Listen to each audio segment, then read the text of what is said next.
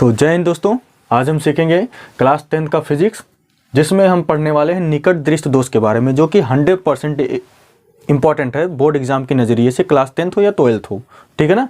जिसमें से निकट दृष्टि दोष तो सीखेंगे ही सीखेंगे, लेकिन सबसे पहले ये चीज़ जानेंगे कि दृष्टि दोष क्या होता है, मानव नेत्र में दृष्टि दोष क्या होता है, ठीक है ना।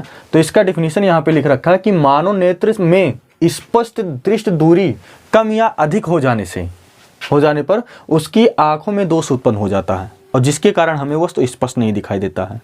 मानव नेत्र में क्या होता है, जो स्पष्ट दृष्टि दूरी होता है वह कम हो जाए या अधिक हो जाए। अच्छा, स्पष्ट दृष्टि दूरी होता कितना है, तो मानव नेत्र की स्पष्ट दृष्टि दूरी 25 सेंटीमीटर माना जाता है। अगर 25 सेंटीमीटर से कम या अधिक होता है तो उसकी आंखों में यह दोष उत्पन्न हो जाता है, मतलब दृष्टि दोष उत्पन्न होता है, ठीक है।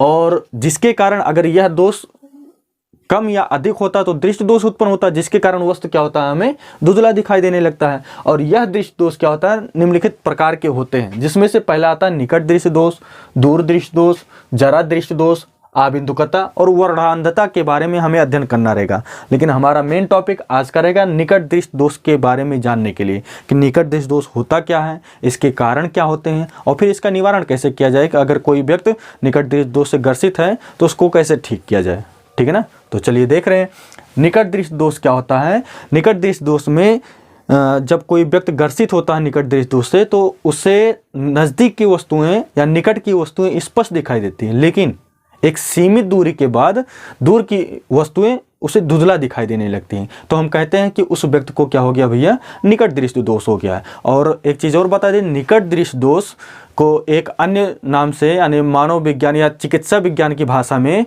क्या होता है, उसे मायोपिया के नाम से जाना जाता है। कभी कभी क्या होता है कि निकट दृष्टि दोष नाम ना दे करके आपसे यही पूछ लेता कि मायोपिया का परिभाषा क्या है, मायोपिया क्यों होता है, ठीक है ना। तो चलो ये परिभाषा आप रट लेना। यही चीज़ लिखा कि जब व्यक्ति को निकट की वस्तु स्पष्ट दिखाई देता है परंतु दूर की वस्तु क्या हो, स्पष्ट नहीं दिखाई देता, तब उस व्यक्ति में क्या होता है, निकट दृष्टि दोष पाया जाता है। निकट में क्या होता है भैया, निकट की चीज़ें दिखाई देंगी, ठीक है ना, लेकिन एक सीमित दूरी के बाद वह वस्तु धुंधला दिखाई देने लगता है, तो हम कहते हैं उसे निकट दृष्टि दोष या फिर मायोपिया, यहाँ पे लिखा मायोपिया हो जाता है, ठीक है ना। तो ये चीज़ जाने रखिएगा, मायोपिया कहे या निकट दृष्टि दोष कहे, दोनों एक ही बात है, ठीक है ना। अब आता है कि निकट दृष्टि दोष के कारण, इसके कारण क्या होते हैं, किसी व्यक्ति को निकट दृष्टि दोष क्यों हो जाता है, ठीक है ना। तो यहाँ पे देखेंगे 2 पॉइंट है। पहला कह रहा नेत्र लेंस का वक्रता बढ़ जाए, जो ये नेत्र लेंस है अगर इसका वक्रता बढ़ जाए जिससे उसकी फोकस दूरी क्या होता है भैया, कम हो जाता है, ठीक है ना। अगर नेत्र लेंस की वक्रता बढ़ेगा तो फोकस दूरी कम हो जाएगी, जिससे वस्तु में क्या होता है भाई, धुंधला दिखाई देने लगता है, ठीक है ना। जहाँ पे प्रतिबिंब रेटिना पे बनना चाहिए, रेटिना पे स्पष्ट नहीं बनता है, ठीक। दूसरा रीजन है नेत्र लेंस और रेटिना के बीच की दूरी बढ़ जाए। नेत्र लेंस, या यही पकड़ो या ये चित्र ले लो, नेत्र लेंस और रेटिना के बीच की दूरी बढ़ जाए, ठीक ना, या यूँ कह लें कि नेत्र लेंस की समंजन क्षमता कम हो जाए। आप ये भी बोल सकते हो, या नेत्र लेंस और रेटिना के बीच की दूरी बढ़ जाए, या नेत्र के गोले का व्यास बढ़ जाए, नेत्र का जो गोला होता है उसका व्यास क्या हो जाए, बढ़ जाए, जिससे हमें क्या होता है, उस वस्तु का प्रतिबिंब रेटिना पे बनना चाहिए। अगर प्रतिबिंब रेटिना पे बनना तभी हमें वस्तु स्पष्ट दिखाई देगा, वरन अगर पहले इसमें क्या होता है, निकट दृष्टि दोष में पहले ही बनने लगता है तो हमें वस्तु क्या होता है, धुंधला दिखाई देने लगता है। तो भाई अगर ये मेन कारण है, इसको ध्यान रखिएगा। 2 पॉइंट जानना बड़ा जरूरी है, कोई बड़ी चीज़ है नहीं, ना कोई तोप है कि आप इसे समझ नहीं पाओगे, याद नहीं कर पाओगे, ठीक है ना। इन दोनों कारणों को आप अपने माइंड में बिठाए रखिएगा। अब बात आता है, अगर वह व्यक्ति या वह लड़का अगर दृष्टि दोष से, निकट दृष्टि दोष से ग्रसित है तो उसका इलाज कैसे किया जाए भाई, उसे कैसे ठीक किया जाए, तो इसका निवारण देखेंगे, ठीक है ना।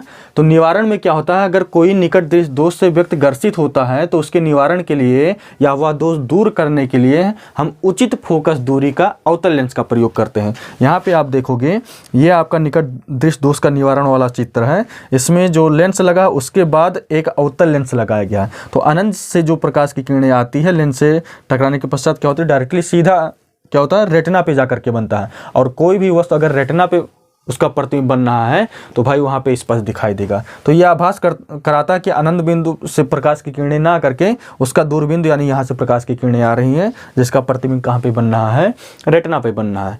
तो ये आपका कारण है। इसमें 2-3 सॉरी निवारण है इसका।